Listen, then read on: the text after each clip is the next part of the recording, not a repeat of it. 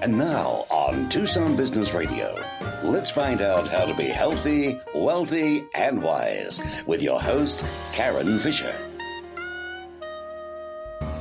Good afternoon and welcome to today's show. I can't believe it is one more day for the end of January of 2020. How is that even possible? You are listening to Healthy, Wealthy, and Wise on Tucson Business Radio X. We're located in the Tucson Business X studio, which is on the second floor of the Stewart Title corporate offices. And I am your host, Karen Fisher, and I have two amazing guests with me. One of my guests I've actually known for years. I was trying to think how long that's been, but at least it's been years. So Lisa Krikawa, who is the owner of, well, she actually wears multiple hats, but the two big business hats are Krikawa Jewelry at Jewelers, as well as she is a coach and, she wears a lot of hats, but a mom, a mother, a wife, a coach, and one of the most amazing jewelry designers, like period, in the world. So we'll start there. It's the truth. Much. It is the truth. And then our recent new best friend, we have Kathy, and is it Zillman? Because I always know it is Kathy Ogden, but Zillman-Ogden, who is the official title. She's the Director of Family Support Services for Courtney's Courage. And we met at 100 Plus Women Who Care Tucson, and a very, very heartfelt story, but you were the recipient of that quarter's big give that we just had, and you have got an amazing story. So once again, amazing people within Tucson, and welcome. Thank you. Yes, thank you. It's very great much to be here. So a couple of things. You both wear lots of hats, but let's start. So one of the things, as far as our listeners, we've got, people just don't wear one hat, right? They have businesses, they've got families, they have all of these things that are there together. And the healthy, wealthy, and wise piece of it, I want to talk, and you guys just popcorn style, just talk about it, is I know, and please share with your listeners a little bit about your story, both of your stories, as well as what have you done to keep yourself healthy, and what wisdom have you gained from some of the, I know the deep stories. You guys can share a little bit about it, of what you've been through. Well, that was a lot of questions. Yes. Okay. All right. Okay. So, a brief story. I was born in Canada, came to Arizona, went to the U of A, started my jewelry business in my garage in 98. And launched the website Krikawa.com in 2002 after doing craft shows and all kinds of different things. Decided to start a family, wanted to work from home, so launched the website. And now our showroom is located on Congress Street, and we have about 14 employees. And we create custom wedding and engagement rings for people all over the world. We have a beautiful showroom, and we're having a open house too next Saturday, February 8th, during the Gem Show, happy hour from 6 to 8. So please stop by during second Saturday. So that'll be fun. And then, so about 5 years ago, I wanted to expand beyond just designing jewelry and running the business. I love being an entrepreneur, and I love business so much. And I felt like I kept volunteering and helping people with their businesses. So I officially launched a coaching platform.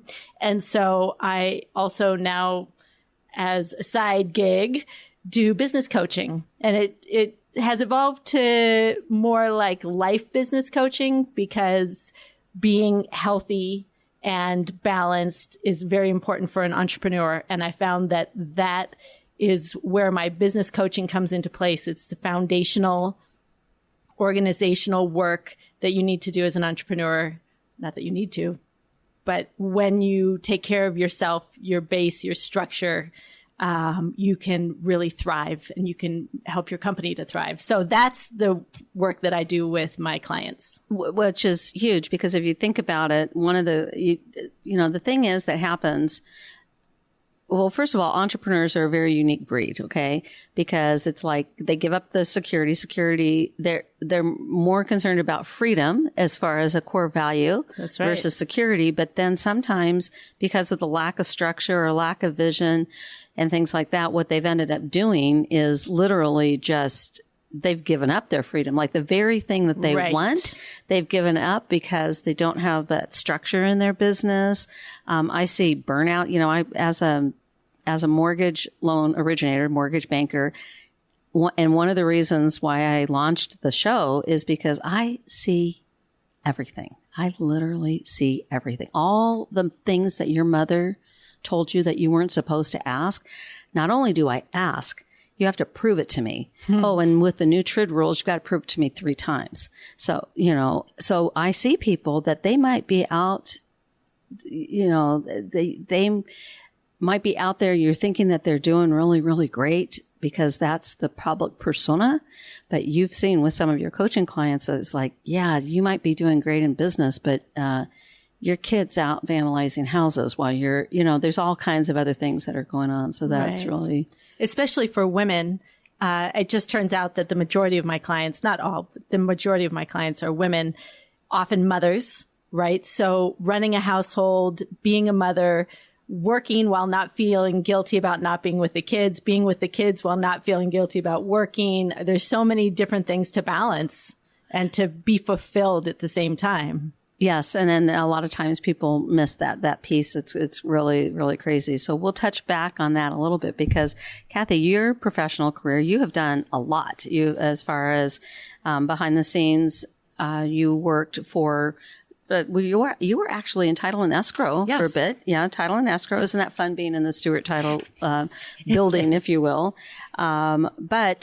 And then you worked you were with one of the home builders as an executive assistant. Yes. For Meritage Homes, one of the bigger builders here in town.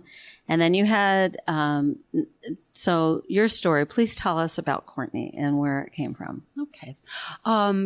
Courtney, was born in 1995 and 9 months later, on Mother's Day, we had taken her to urgent care. She was kind of batting at her ears. And I thought, well, maybe she has an ear infection. I didn't know. So after we had our Mother's Day brunch out with everybody, my mom and all, we went over to urgent care and they diagnosed an ear infection. So we trottled home with our antibiotics, 10-day antibiotics. And then,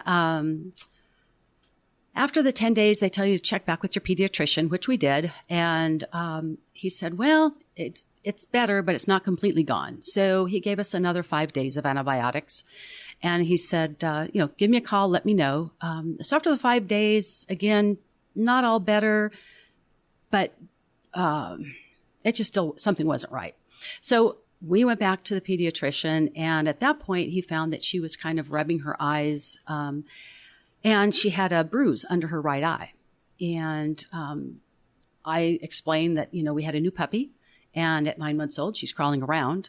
So I assumed that maybe she was allergic to the dog. So he was concerned, though, with the bruising. And he felt then that the ear infection was still there and had actually gotten worse. And because everything is so small in a child's head, he figured that there could have been a pus pocket from the ear infection behind the eye that started making the eye protrude. So he sent me down. Courtney's dad, he was out playing racquetball, just Thursday activity. So I took her to the doctor and he said, I'm concerned about this. I'm going to send you down to University Medical Center. I believe that it could be this pus pocket that I'm concerned about. If it pushes further, it could pop the eyeball out. Oh my gosh. So that was quite alarming. Thinking, gosh, we had ear infection. So he said to head on down to UMC. He'd call ahead. So I went down with her, called my husband and told him where we were going. And he said, okay, well, I'll finish up and I'll head on down. Mm-hmm. So I said, that's fine. So went in and they did a scan and I was there. I was off to the side. I couldn't, really see anything. But I could tell from the looks on their faces that something wasn't right. So they asked me to step outside and get ready to get Courtney. And so I waited and waited and waited. And then the radiologist came in and said, we're not exactly sure what we're seeing, but there appears to be a tumor behind her eye, not a pus pocket. So we're going to do some further tests tomorrow. So I stayed with her overnight because the pediatrician had said, you may need to spend the night there. He figured that they would find a pus pocket. They would do the intravenous antibiotics. So I was prepared for an overnight. My husband got there, and then we were called into a room and said, what we believe is that we have cancer. Oh my gosh. We don't know what kind. My husband had said, I didn't even know children could get cancer. His mother had passed away from cancer, but she was an adult. So fast forward, that was Thursday. Friday, they had complete body scans for her. And Saturday, she had, they called in the team of pediatric surgeons to remove a portion of the tumor behind her eye and also on her adrenal gland. They felt at the time, they didn't have it fully diagnosed for another 24 hours, but they felt it was neuroblastoma, which is a childhood cancer, solid tumor cancer. Generally starts in the adrenal gland. So they removed what they could from the adrenal gland to behind her eye, knowing that the physical, that the chemotherapy would take care of the rest of that. Yeah. So I remember thinking that night, my goodness, if an ear infection, if this could be cancer, oh my goodness, how... It just, how did it go? It just didn't even, it really didn't even compute, quite honestly, Karen. That's just not something you think about. So we found out, like I say, on Friday, what they felt it was surgery on Saturday, a day of rest on Sunday, and on Monday she started chemotherapy. So she endured 9 months of chemotherapy, surgery, radiation. She was in remission then for 16 months, which was wonderful. And unfortunately, she relapsed again, had a bone marrow transplant April 1st of 1999. And we felt that everything was good. It was just an extra long road to get there. And then unfortunately, she relapsed a few days after her 4th birthday, beginning of September of 99. And at that point, we took a Make-A-Wish trip. We had our own little family Make-A-Wish trip. And she passed away Thanksgiving Day of 1999 after almost a 3.5-year battle. Wow. I think I forgot to mention an older daughter, Jenna, is 7 years older than Courtney. So as a family, we through all the hospital stays and everything, we learned a great deal about, like you're talking about, Karen, different things. You see everything. We saw everything. So that's a story of kind of how Courtney's Courage began. We wanted to do something to help the researchers find a cure for this nasty disease. So earlier in 99, we had thought about doing a benefit golf tournament. So we had scheduled a tournament for August. Courtney's birthday is 31st. We had what we thought would be a one-time golf tournament, and it was very successful. We donated the funds to Steele Children's Research Center at the University of Arizona. Yeah, that's located here. Yeah, they've done a lot. Yes. Yes, they specifically for childhood cancer. And I really figured at that point, Courtney was here for our first tournament. And then unfortunately, she passed away after that, but we had already started the ball rolling with Courtney's Courage. Originally, the name was Tee Up for Tots because it was to be a one-time golf tournament. About 7 years ago, we changed the name to Courtney's Courage. So that's how it began with research. And then 2 years later, because we had seen so many families struggling to pay bills, oftentimes, childhood cancer, it's devastating. No doubt. But it's also financially, it can be financially devastating. We were very blessed that I was able to quit my job. I was an escrow officer, branch manager at the time, and quit my job. But we didn't lose our house. We didn't get behind in payments. I became very creative with family finances, of course. But that's so we just started. What can we do to help the families? So then our family assistance program was born, where we help pay rent, utilities, mortgage, gas, groceries for these families, allowing the social workers to try to set them up with local social services, to help them through this journey. In the case of a single parent household, I cannot describe, that is even beyond financially devastating, not even to mention the emotional part. If you go from a single parent household and you've got, one or more children, and then you have a child with cancer, it takes a toll. And of course, then that adds to the stress. The children feel it, the parents feel it. So we wanted to do something to help. And so we started, when I say fast forward, we are coming up on our 22nd annual golf tournament that will be held on August 28th, 2020, out at Sowelo Golf Club.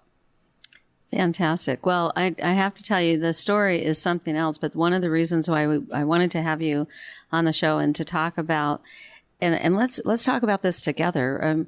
What are the things that you each do personally for self-care as far as the business and things like that? Like, you wear a lot of hats, I wear a lot of hats, but the problem is, just like on the airline flight, you should, they say you should put your oxygen mask on first before you take care of others. But notoriously, a lot of people, and it may be even more pronounced, more women do not do that.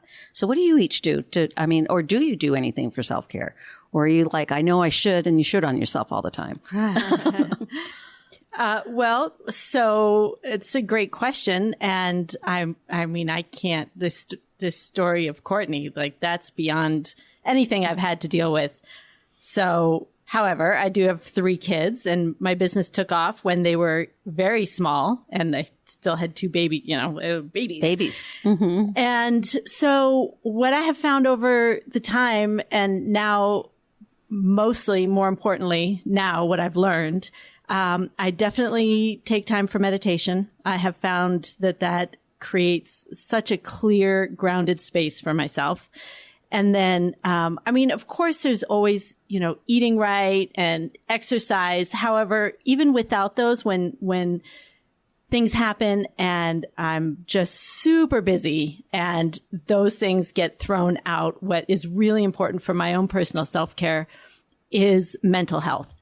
And to create a state of mental health for myself, it really comes down to taking personal responsibility for everything that is in my experience, not being a victim. That's a great way of saying it. Perfect. Yeah. It's not being a victim to anything that's ever happened, and to not being a victim to my experience. In other words, if I'm at work and I find, if I'm down at the store and I find that I have to work till 9 or till 11 because there's an employee out and I have to cover, or, blah, blah, blah, anything that happens, not to complain about that or even consider myself a victim, because I have chosen into this and I am blessed and I'm grateful. So an attitude of gratitude. Yes, absolutely. Feeling appreciation, re-grounding myself and reconnecting with a state of appreciation whenever I start to feel myself slide into a state of victimhood. Yes, I've caught myself doing that. And one of the things that, actually an amazing book that I'm reading right now is called Atomic Habits. Atomic Habits by James Clear. It's actually the second time that we're reading it. And, that's not a read, and it's not, as my friend and mentor says, Sandra Yancey says, it's not shelf help. Okay. It's like, just put it on the shelf. But talks about choosing as far as your language. And so instead of, like for me personally, instead of saying I have to go to work, especially, I'll hear people complain about Mondays. I'm like, I love Mondays because I choose to go to work. Number one. I get to go to work. I get to go to work. I choose to go to work. And how lucky I am. I mean, think about it. We happen to be all women around this table. We don't always have just women on the show. It's men and women. But there's a lot of places in this world where women, they don't get to work. That's right. They don't get to work. They don't get to choose anything. That's right. And there are women who are looking for jobs. There are women who don't make enough money to pay for their food for their kids. I mean, there's so many. We are so blessed. Unbelievably. Yes. So consciously choosing that, and not just in the words that I use, but also in the words that I think. So if I find myself with the attitude of victimhood or just feeling frustrated, figuring out what that is, getting back to the core of appreciation and doing what I can in the moment. for myself and for others. So, and then just in terms of meditation, how do you do your meditation? Do you have certain CDs? Do you have things that everybody does it slightly differently? I know. I'm a really big fan of meditation right now. It's my current thing. Okay. So I have done, it's Oprah's thing too, just for the record. From silent meditation to guided meditation, I've done all different kinds. And right now, my obsession, my mini obsession is Dr. Joe Dispenza's Becoming Supernatural is amazing. And his guided meditations are what I'm practicing right now. So, and I would say they're more like energy work. It's really, it's much different than any kind of other guided meditation I've done before. So it really, I can feel it in my body. It really does create an altered state of mind. And I love it. That is super cool. The other, actually, one of our mutual friends, Janelle Curry, had given me, said, so I got the book. So right now it's technically shelf help. I have only read a little bit of it. So I love it. So how about you, Kathy? What is, and especially when you were going through that, but even now, because no matter, as you're going through her journey and then everything like that, you're still dealing, there's no other way. You're still dealing with grief. There's no other way. It's never going to go away. Right. But how do you take care of yourself? What is your self-care? Well, for many years I didn't. When Courtney was undergoing treatment, it was I felt difficult and quite honestly, back in the day, that wasn't a big thing. People would say you need to take care of yourself, but it's definitely, I think there's much more awareness today about taking care of yourself and doing things. I would hesitate to leave Courtney at all just because things, I learned could, at times, probably the times I needed to go and take care of myself were the times I really, didn't want to leave her. So often I did not. But what I found then was, just getting out and walking around the block. A friend of mine would come, twice a week in the mornings. And I could, just walk around the block with her. If I only wanted to do it once, I did it once.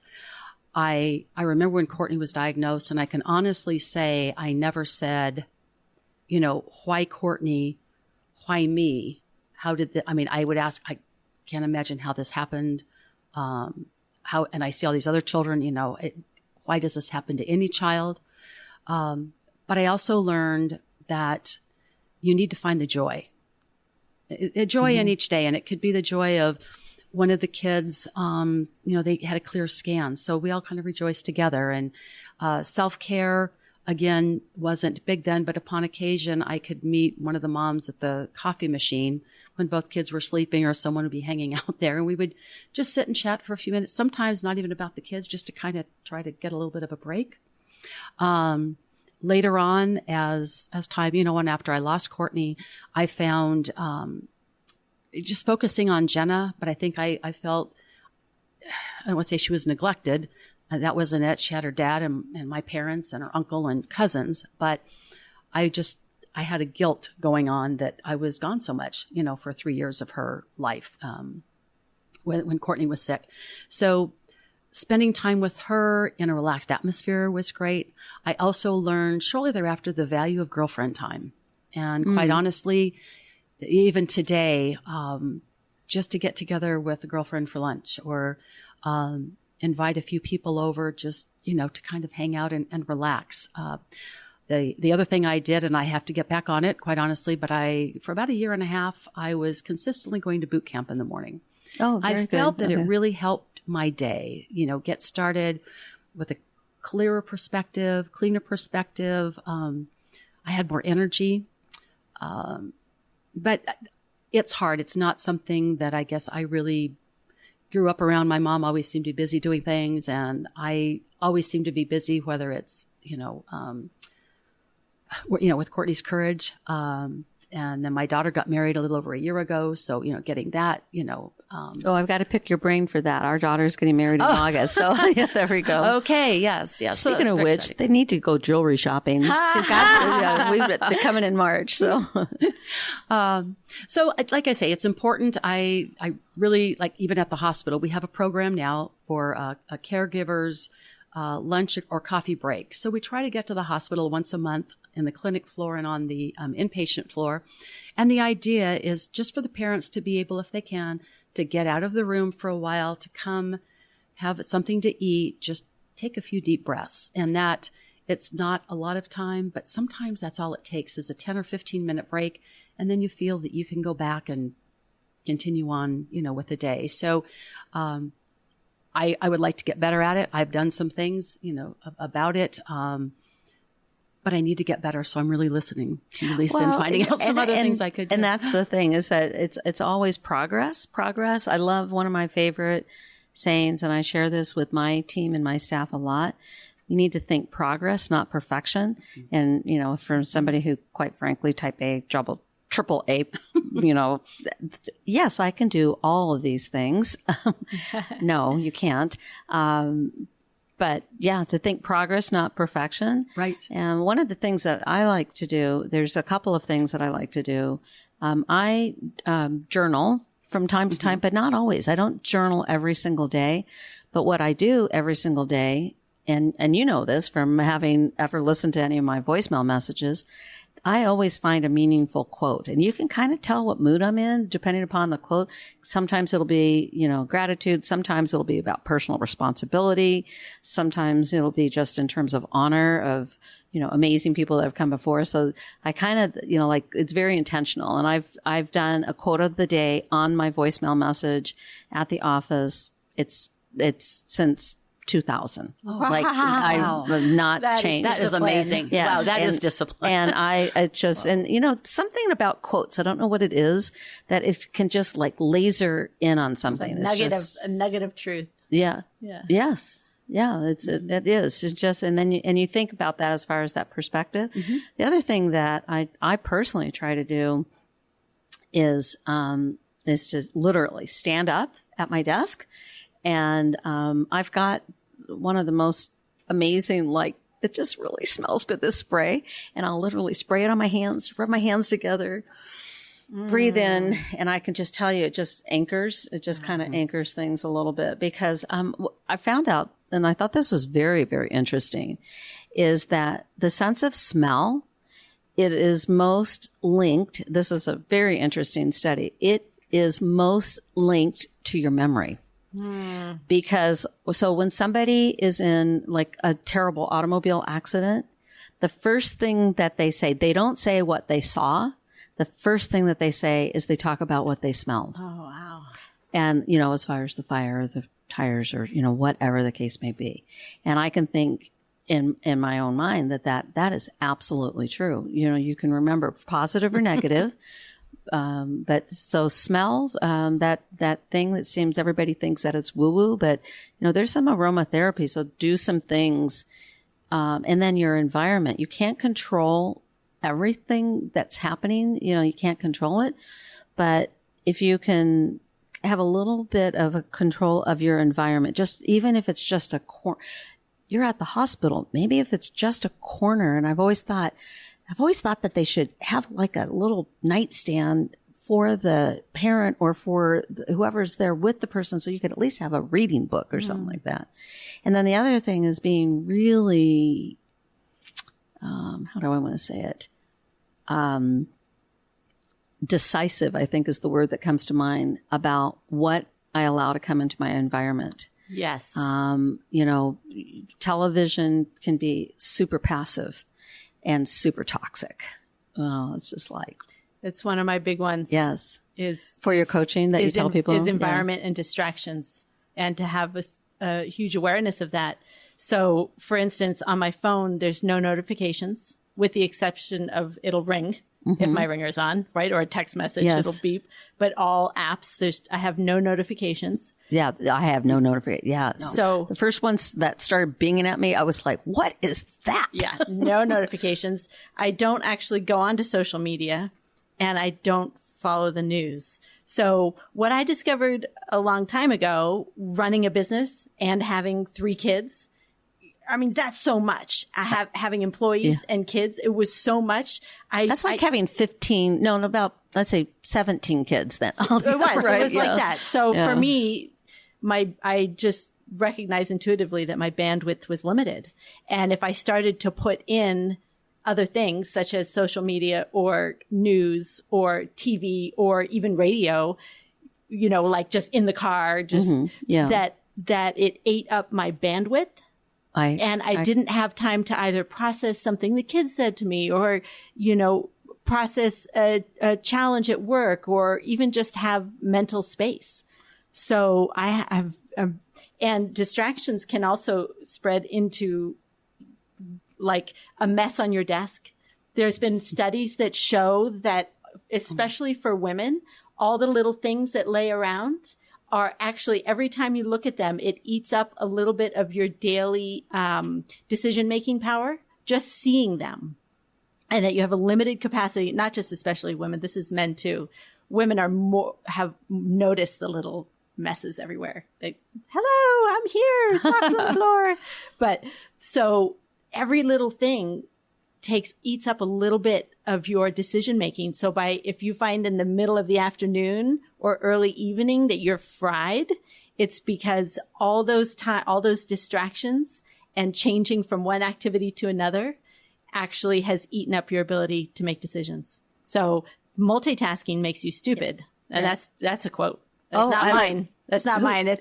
I'll have to get back to you on what the book is, but there's this whole study on decision making and your capacity in the day. Well, I've noticed some of the people that have the very, very highest level of productivity and doing things. So first and foremost, nobody has any more hours in the day than anybody else. Mm-hmm. Okay. Mm-hmm. And one of the things I've had to be careful about is my languaging around, I'm busy. Busy doing what? Right. So as far as that languaging and things like that, that's really cool. So I love one of the questions that you said on here. And I think this is a wonderful question. We're going to take just a little bit of break just to let you know. Again, this is Karen Fisher, your host or hostess, choose your word. It doesn't matter to me, of Healthy, Wealthy, and Wise. We are broadcasting live from the studio, which is Tucson Business Radio X, and which is located in, actually right here in Tucson on the Stewart Title main offices. It's a really cool studio and really fun. So one of the things that I love is this question that says, what is your superpower? What is your superpower? Oh my goodness. Lisa, you want to go first? I'm sure I have a superpower, quite honestly. Oh, I'm sure you do. Everybody does. So my superpower is I am able to see the big picture. And when I have a really unique and innate ability to see the big picture on many things. So it's one thing that has made me really great at business, because the business can be very complicated with the trinity of management. There's finance, product, and sales and marketing, with so many different aspects of how you get people through, how you get a prospect, how you turn them into a client, how you follow up with the product, with the systems, with the organization. There's so many aspects to a business that I have a really keen ability to see the big picture and to find the holes. So the holes are anything that either trap, they narrow your potential growth, right? So like there's no leads coming in. That would be a bottleneck, right? So the bottleneck would be in lead generation. Or there's so many orders that the orders are coming out poorly. Well, then your bottleneck is in production, right? So there's like these holes and these bottlenecks, and I just have this really weird, keen ability to find them and to work on those. And it's sort of like lifting up, working on the weakest link of a chain, right? So, and when I'm working with a client, I have that same unusual ability, is just to see the big picture and just find the holes and the bottlenecks. And that is a true gift, because one of the quotes for one of my previous coaches, and she talks about things about she would give an actual visualization of getting in a hot air balloon and getting up above so that you can see what's there. And that's the one thing that's great about a coach. One of the things that I think is so important, I have a business coach, I have a personal coach. I happen to have been very lucky as a girl, even though I'm 60, officially 60. A lot of the girls in my generation, they didn't have a sports model. the gift that I had, I did have a sports model. I was in gymnastics, and I was in gymnastics for a very long period of time. My mother enrolled me there because I was a climber. Climber. Yes. So, true story. She said, do not. I'm a little girl. That the birthday cake is for later on. And she put the cake up on top of the refrigerator. I pulled the chair over, climbed on the counter, and she found me on top of the refrigerator. I'm like, Wow. 3. Oh my God. She's like, she didn't want to startle me. And my mom was only 5 feet tall. And she's calling my dad, Charlie, trying to get him to come. So she put me in gymnastics. She wanted me to learn how to fall. But the gift, I love that. true story. She always would tell that story. But the gift of that is that I always had multiple coaches. So I grew up with a little bit of a sports model. Now with Title IX, a lot of the women have had that ability. I think I can really digress on this, but some of them, that everybody gets a trophy. It's like the worst thing that we can be doing to anybody, employees or children. I'm not saying that you have to be dog eat dog, but there's, the kids know who plays well and who doesn't, right? They get it. But, learning that and then, going into business, I happen to be on the sales side. The reality is in the mortgage world, most of the mortgage world is run by women, but they're on the processing side, the production side, because they don't want to be salesy. I'm sorry. I'm proud to say I'm a salesperson. My job is to find out what you need and connect it to what's available and give you your options, right? Mm-hmm. Same thing with your business. Okay. And then the nonprofit is still a business. It's still a business. I mean, it might be listed as nonprofit, but you've got, to be able to serve your clients, which are the other families. Absolutely. We need to have funding. We have to go out and find the funding. We have to apply for grants. Plead our case to friends and neighbors and people we know, what we're doing and showing what we're doing for the clients. And it's very hard. I am not a salesperson by nature. I have more, my ability, I think, is a stronger ability with the families, working with them. But you're right, the bottom line, I need funding in order to be able to provide for the families what they need.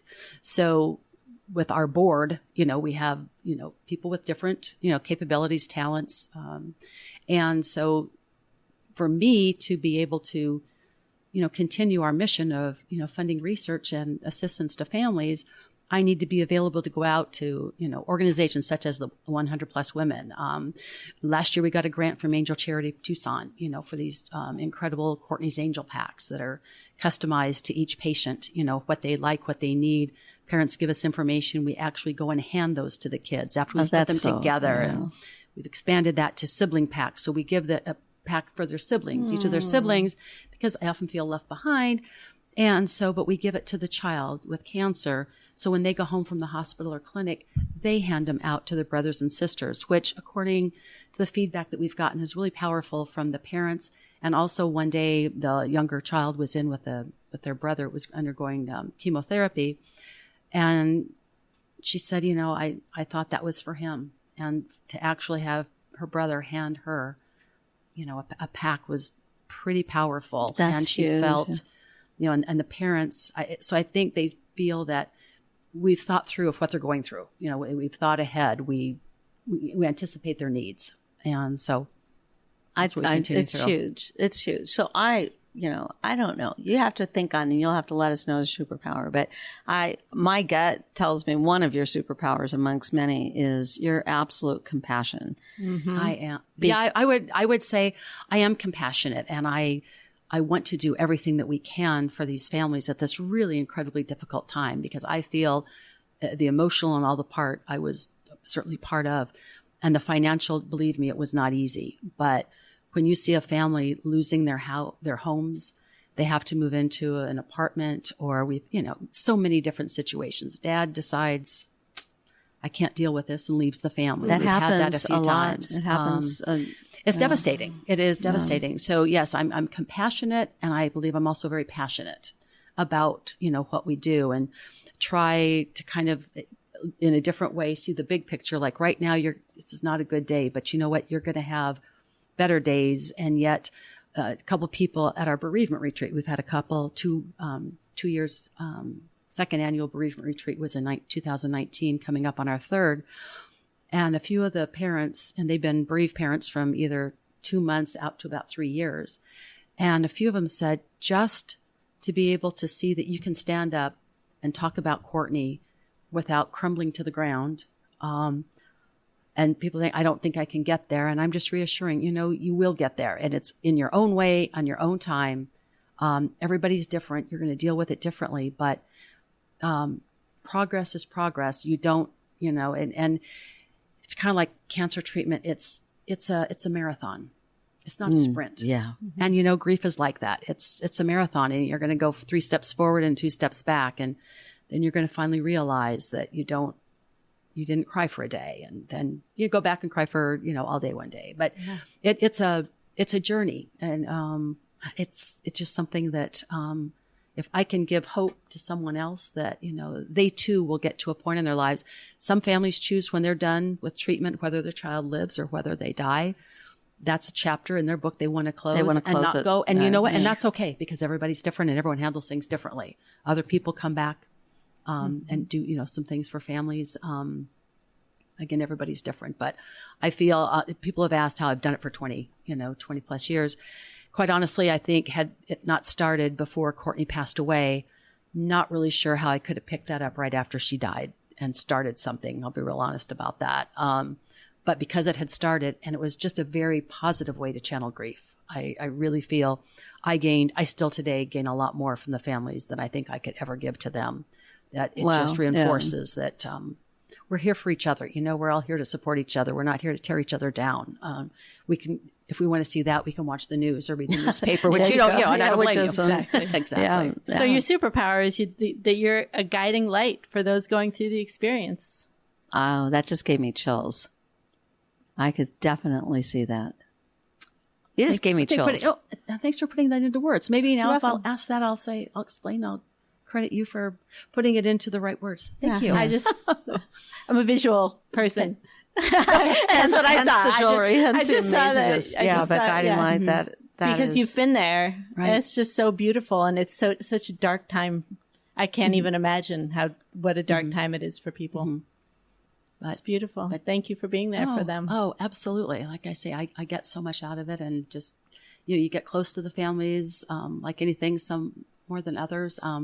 Talking about life and things coming your way, and I have a necklace that says "Choose Joy," and it was one of our children passed away last year, and her older sister is raising money for childhood cancer research for neuroblastoma. So she makes little jewelry, and it just totally, because you can let yourself really go down. Now, that little jeweler needs to meet you. Yes, exactly. She does that. So there you go. Yes. Yeah.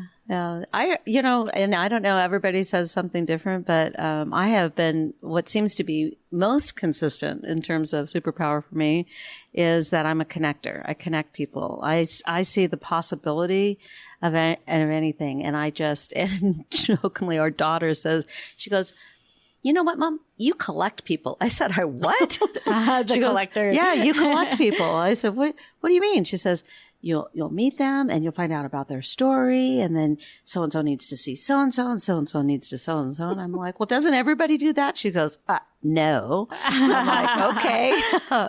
But it's really cool as far as seeing that. So going forward, so tell me a little bit, some really fun business things. So first of all, behind the scenes, as far as, and again, some of this is on there. I mean, I when I read that statistic that you have designed over 10,000 rings. Yeah. That is mind blowing. That is absolutely mind blowing. Yeah. And I stopped counting it at 10,000. Oh my gosh. Yeah. I could run the numbers, but I stopped. Once I hit 10,000, I was like, okay, I don't need to run that anymore. It's like McDonald's, 10,000 and counting. And counting, 10 million and counting. Well, and the thing is that you've got different websites. You actually have, as far as the things, a lot of it, I mean, yes, you do have clients that can come in and find you, and they can go to the store and things like that. But a lot of your business is now with technology, it's online. Is that correct? Well, yeah, and it always was, because I launched the website in 2002. So I started primarily as an internet based business. The showroom really is just a front. It's a beautiful place to go, and it is gorgeous. And when I started having people come in from other states and really needed to create a place for them to land when they came in, because it was my garage. So and so now it's just evolved to a beautiful space. But the question of the different websites, you've got three different websites, and what's happening? What do you see happening with business? Because there's a lot. Right. So, I mean, as an internet business, I'm an online competitor. So I really have to stay on top of Google algorithm changes and SEO. And that's really what gave our business, the strength in the beginning was my ability to learn internet marketing. And I'm a product person. So the website became a product. Just like designing jewelry is a product, right? Just like my showroom is a product. I'm a product person. So I'm always looking at that. Well, and some of your coaching you've got some online courses as well, right? Yep. Yeah. And my clients' results is a product, right? So I'm always creating these products and creating results. And so what's happening with my jewelry company is we have two new divisions. So besides just the wedding and engagement rings that we will continue to do, and the custom jewelry, I launched corporatejeweler.com, and we're creating, executive gifts and rewards and, gifts for charities, right? Charity gifts and things like that. Like high-end jewelry, beautifully designed, with logos and things like that. So that's a unique division it's just business to business. Mm-hmm. And then, the other platform that I'm launching this spring is called, Queen's Gold Body Jewelry. And that is just body jewelry. So it includes like piercings and all kinds of, like more edgy, jewelry, and we have 9 avatars. So, and the motto for Queen's Gold is be the queen you were born to be. Mm. I love it.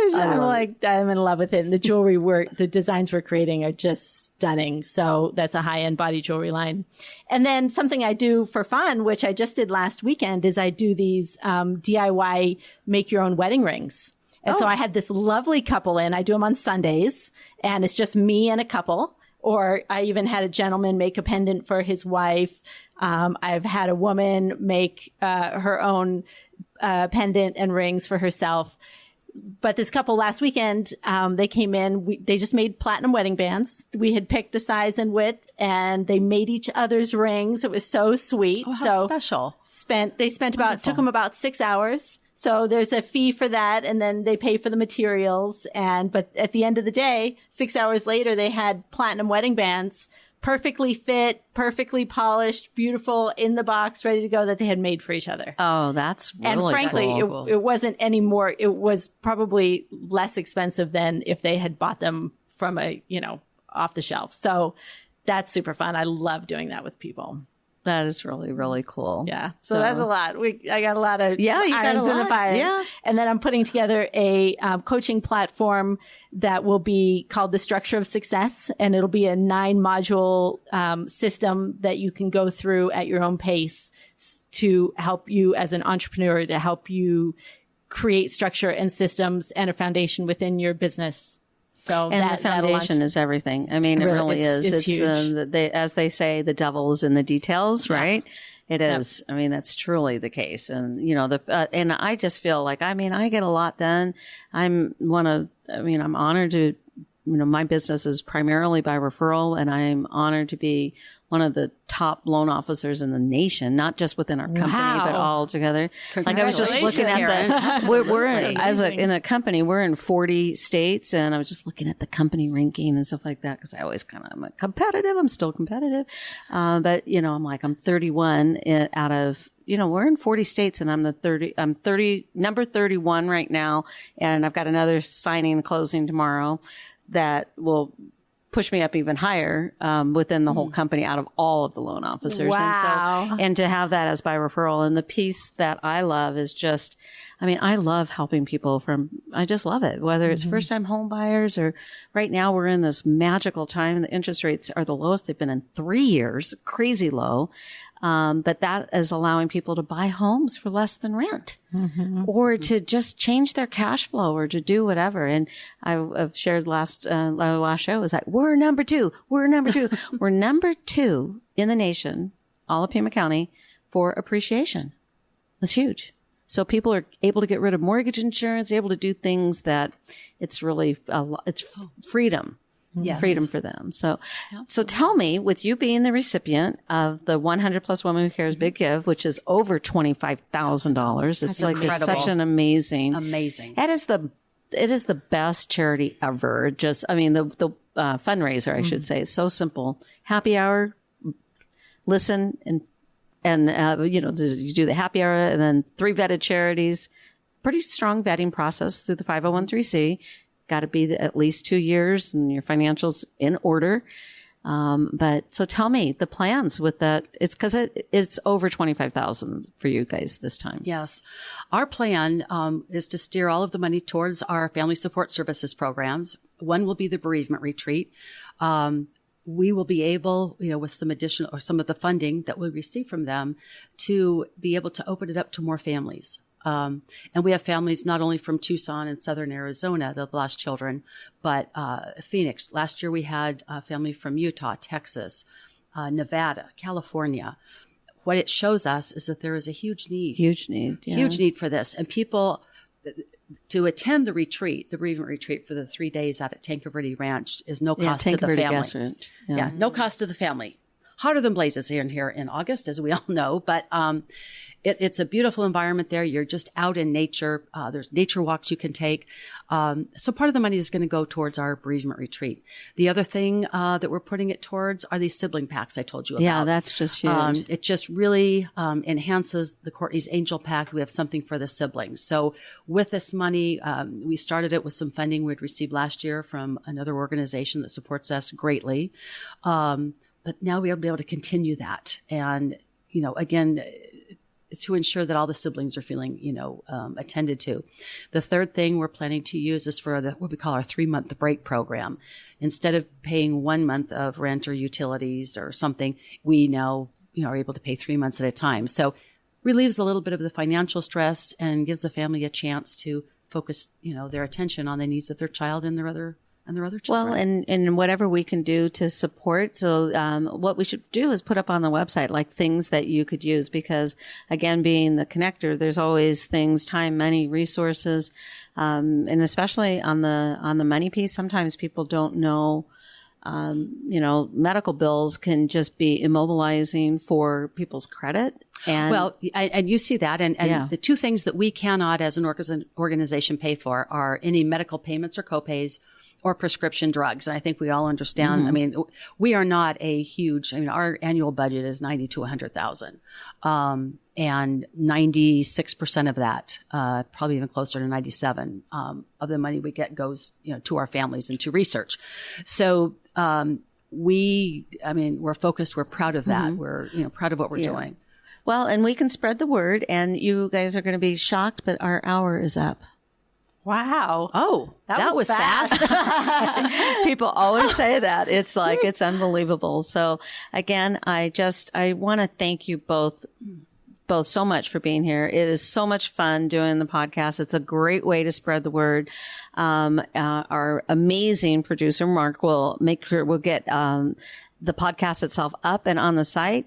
And then anything that we want to do as far as additional things to do. So one more time, talk about the open house that you're going to have. We have an open the date house. And your address, because people need that. February 8th. It's Saturday, February 8th at 21 East Congress Street, downtown Tucson. And it'll be from around 6 to 8. So 6 to 8. Happy Super hour, fun. Open house. Stop by and say hello. Absolutely. That's fantastic.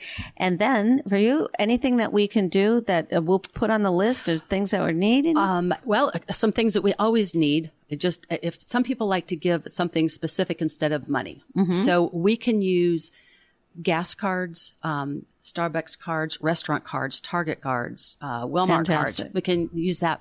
And our big annual golf tournament is on Friday, August 28th, 2020, out at Casino del Sol's Sayuelo Golf Club. Which is such a fun place to hang It out. is I love great. the thing. So. Absolutely. Well, we go out as a board and we spend the night, and then because The rooms are fabulous They're there, just fabulous. so It's a wonderful venue. This will be the fourth year we're there. All right. Well, thank you very much. And again, I am Karen Fisher, your hostess of Healthy, Wealthy, and Wise. Thank you for joining us.